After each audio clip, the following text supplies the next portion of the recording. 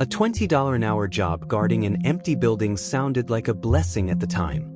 I was broke, newly independent, and desperate to prove to my parents that I could handle life on my own. The job promised easy pay, quiet nights, and minimal responsibilities. It was a position no one else wanted, and I did not question why. That was my first mistake. The job posting was vague, the interview was strange, and the contract contained a list of bizarre rules. But I signed it. I needed the money, and the recruiter made it clear that walking away meant forfeiting the opportunity. Now, I understand why the position was always vacant. Something waits in the silence of that building, and the rules are the only thing standing between me and it. If you are watching this, you deserve the truth. This is what happened to me. This is why some jobs are not worth the paycheck. I first saw the job posting in a dimly lit internet cafe near the edge of town. The site was filled with ads for work no one wanted: overnight cleaning, junkyard sorting, sewer inspections. Among them, a single listing stood out: night security guard needed. $20 per hour, minimal duties. Immediate start. It sounded suspicious, but I was running out of options. My landlord had already issued 2 warnings, and I was 3 days away from being locked out of my apartment. The application process was simple. No resume needed, no background check, just a phone number and an address. I called the number. A man with a hollow voice answered. He gave me an interview time that very night, 9:45 p.m. sharp. No questions, no greetings, just directions and time. I borrowed my cousin's car and followed the GPS to a part of the industrial district I had never visited before.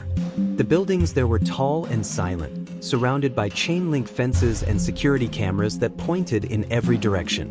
The building I was headed to had no name, just a number on a metal plate bolted to the concrete wall: 7487. The parking lot was empty. I killed the engine and sat in silence for a moment, listening to the wind whistle through the steel beams and rusting fences. Then I stepped out, smoothed my shirt, and walked to the front door. A woman in a blue uniform stood waiting. She looked tired but alert, like someone who had seen too much. Without a word, she handed me a clipboard. At the top of the document in bold black font were the words, Nightguard Protocol and Conduct Agreement. There were 12 rules, each one stranger than the last. Enter the building through the east door only. Never use the south or west entrances. Upon entry, turn off your phone and place it in the provided lockbox. Do not attempt to use any electronic devices during the shift. Patrol begins at 10 p.m. sharp. Always begin on the second floor and move downward. Do not enter any room labeled with red tape. If you see the janitor, ignore him. He is not part of staff. Between 1:30 a.m. and 2 a.m., stay in the control room. Lock the door. Do not leave for any reason. If the intercom buzzes, do not answer unless you hear 3 short beeps followed by a long tone.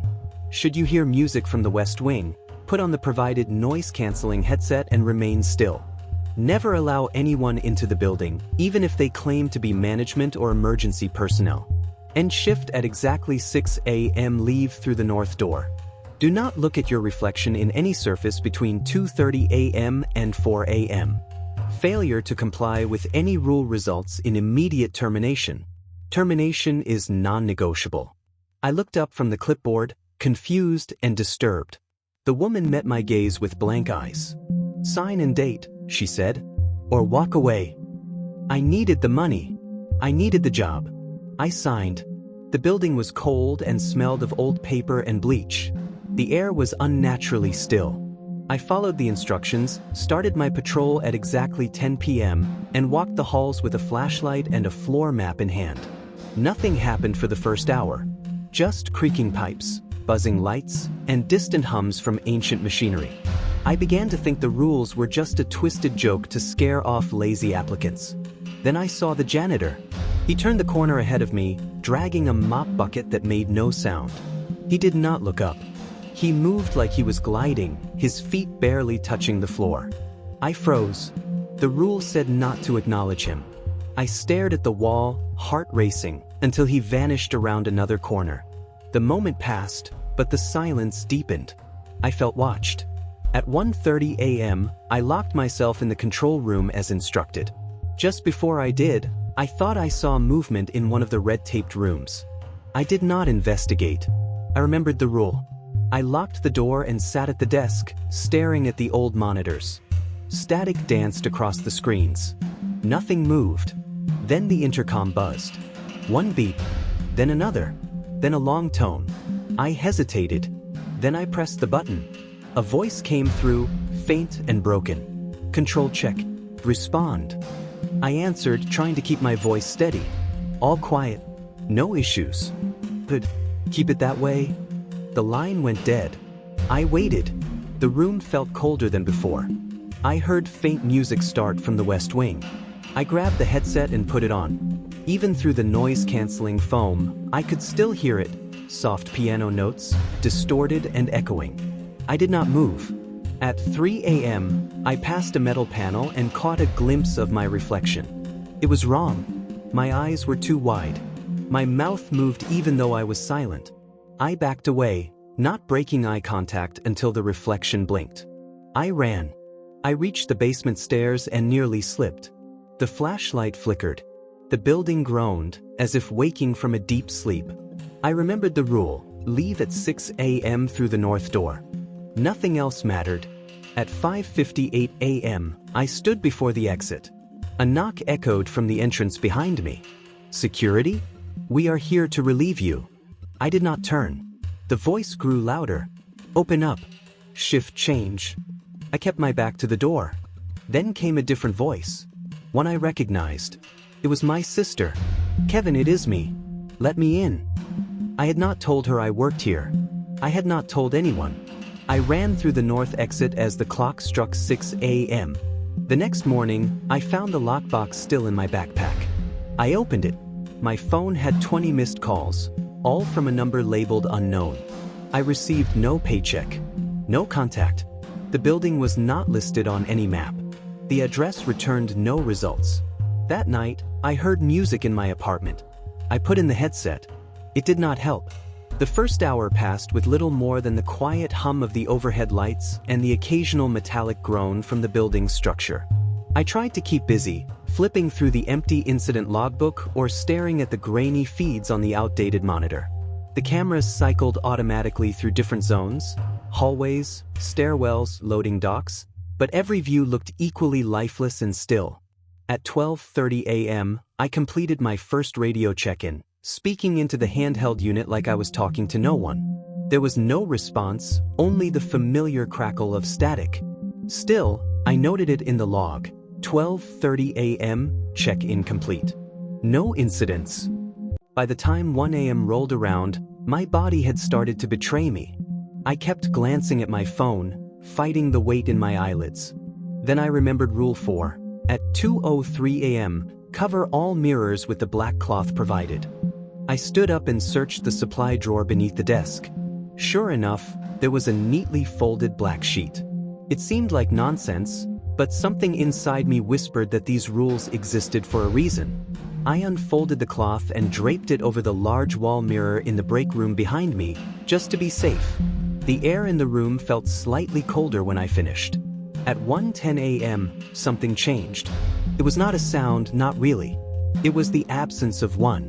The low hum of the vending machine in the corner stopped abruptly. That kind of silence should have gone unnoticed, but it hit me like a slap. I turned toward it just in time to see a faint tapping from inside the glass. I stared, unsure if I had imagined it. Then, 3 slow taps echoed from behind the chips and candy bars, deliberate, like knuckles against glass.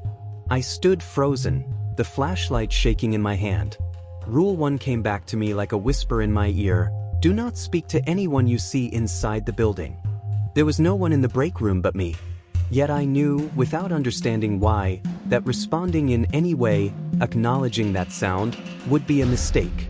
The tapping stopped. The machine hummed back to life, and just like that, everything returned to normal. Or so I thought. I went back to the security station and stared at the camera feeds. Most showed only empty halls and motionless rooms, but one, camera 6, caught my eye. It was the north corridor, the one I had not patrolled yet. In the distance, just outside the range of the light, a figure stood facing the wall. I leaned closer to the screen. The figure had its back to the camera, arms at its sides, completely still. My heart began to race. I checked the feed from the next camera in sequence, hoping to see a clear view. That hallway was empty. I switched back. The figure was gone. I glanced down the hallway leading away from my station, suddenly aware of how many dark corridors surrounded me. The air felt tighter, heavier. Rule 2 echoed in my mind. If you hear a voice calling your name, put in the earplugs immediately. There were no voices yet, but I pulled out the small earplugs from my pocket and held them in one hand. At 2:01 a.m., a cold gust of air brushed against my ankles. There were no windows open. The building was sealed tight.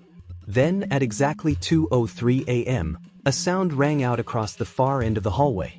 It was not a scream. It was not even a shout.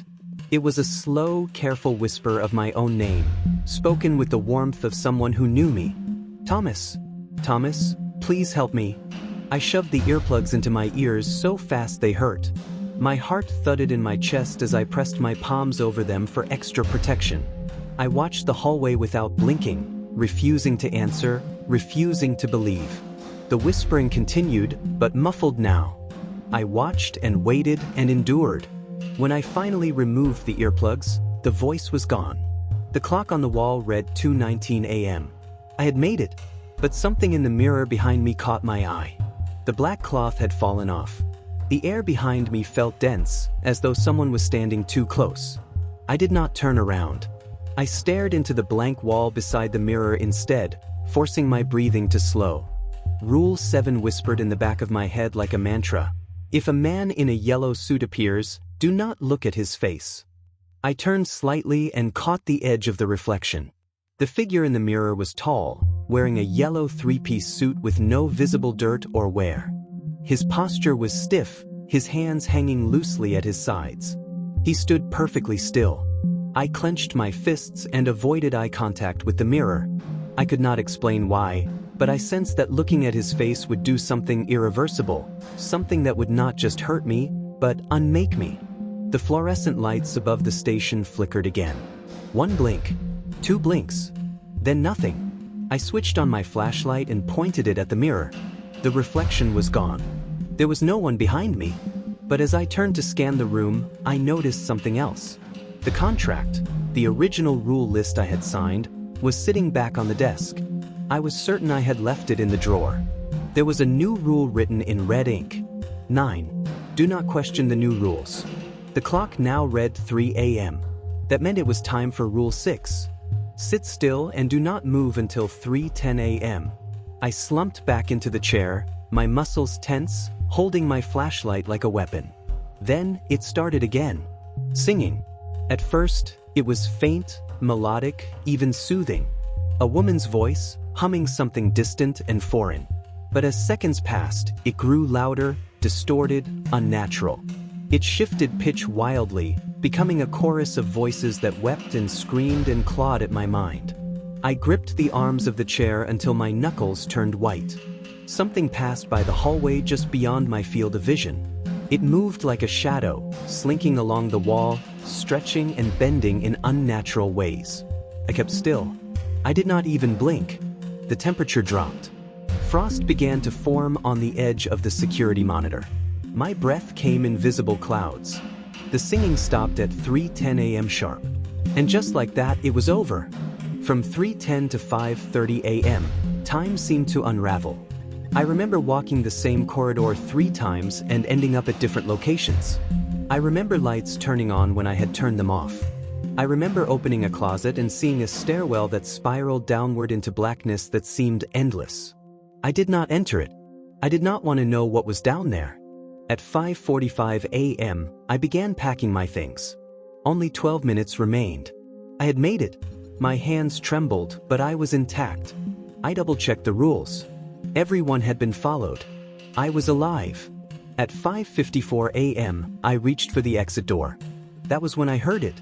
A soft knock. Then another. Louder, louder. Then a voice. Excuse me? Can someone help me? My car broke down, and I just need to use a phone. The voice sounded perfectly normal, polite, gentle, but I did not move. "Please," the voice repeated. "I am freezing out here." I checked my watch. 5:55 a.m. I threw open the door and ran into the light of morning. The sun was rising beyond the treetops, coloring the horizon with amber and pale gold. I did not stop to admire it. My only goal was to get as far from that building as possible. I reached my car, fumbling with the keys, hands still shaking. As I pulled away, I risked one last look at the warehouse. The metal door I had come through was slowly closing by itself, though there was no wind. For a fleeting second, I thought I saw a face in the crack, gray-skinned, hairless, watching me leave with wide, unblinking eyes. I drove until my fuel tank was nearly empty. No music, no news. Just the soft hum of tires against asphalt and the silent scream in my mind that refused to quiet. When I finally stopped at a gas station, I stayed in the car for several minutes, staring at my reflection in the rearview mirror. I half expected to see someone or something else staring back. But it was just me. I told myself I would never go back. I told myself it was over. But deep down, I already knew that was a lie. The first 2 nights back in my apartment were relatively calm. I barely slept, of course, but that was to be expected. I kept the lights on, television running, anything to drown out the silence. On the 3rd night, something changed. I was brushing my teeth when I noticed the mirror was fogged over. That was strange because I had not taken a shower and there was no steam in the room. I wiped the surface clean with my towel and froze. There was a second reflection standing behind me. A man in a yellow suit. I spun around, but no one was there. When I looked back, the mirror showed only me. I left the bathroom light on that night. At exactly 2:03 a.m., I heard singing coming from the hallway. The same melody as in the warehouse. I turned on every light in the apartment, opened all the windows, and sat in the corner of my bedroom with the headphones still in my jacket pocket. By sunrise, the singing had stopped. But I was not okay. I tried to contact the company that had hired me. The job listing had vanished. The address led to a burned-out shell of a warehouse listed as condemned for over 2 years. I went back to the neighborhood and asked around. No one had ever seen employees coming or going. Some swore the building had been empty for decades. I began noticing patterns. Buildings with no names. Locked doors with no handles. Office spaces with lights that never went off. In every city I passed through, there was at least one. Always quiet. Always hidden in plain sight. I started keeping a journal. Every event, every sighting, every rule I remembered, I wrote them all down. I convinced myself that this way, if something happened to me, someone would know the truth. Then one night, a letter slid under my motel room door. It contained a single sheet of paper. Another list of rules. I ignored the new rules at first. Crumpled the paper. Threw it in the trash. That night, I woke up to knocking on my motel door. Soft at first. Then more aggressive. The voice that followed was unmistakable. "Thomas, can I use your phone?" I whispered the rules to myself, clenching the sheets. Do not open the door. Do not speak to them. Do not move until morning. When the voice screamed, I screamed back. The motel manager found me the next day, shivering under the bed. That was when I realized I had no choice. This thing, whatever it was, had marked me. I was no longer just an employee. I was involved. That was when I made my decision. I went back. The warehouse door was open this time. The inside had changed. No longer just concrete floors and dusty equipment. Now it looked like something older. Something built with stone and strange metal, humming with a frequency I could not hear, but felt in my teeth. There was no desk. No contract. Just the man in the yellow suit, waiting in the darkness. But this time, I did not look away. I faced him. His face was not horrific, just wrong. Eyes too wide. Smile too thin. No pupils. No breath. "You followed the rules," he said. "Most do not." I asked him what this place was. He replied, "A threshold. A test. A filter." I asked what happened to those who failed. "They are consumed," he said. "The world requires balance. You were chosen to maintain it." Then he held out another list. New rules. Different building. Same job. I took it. It has been several months since that night. I no longer run. I no longer hide. I understand now that I am not a victim. I am not even a survivor. I am a watcher. There are hundreds of buildings like that warehouse. Each one a crack between worlds. Each one assigned a guardian. Someone to ensure the rules are followed. Someone to endure what others could not. My job pays the same, $20 an hour, but the currency means nothing now. I do this work because it must be done. And now, I am preparing for tonight's shift. A new site, a new list, a new test. Someone else will be showing up, desperate for work, ready to sign their name on the line. When they arrive, I will be there, sitting behind the desk, sliding the contract across the table. And when they ask, "Are these rules real?" I will look them in the eye and say, "If you follow them, you will live. If not, you will become part of the building." The door creaks open behind me. It is time to begin.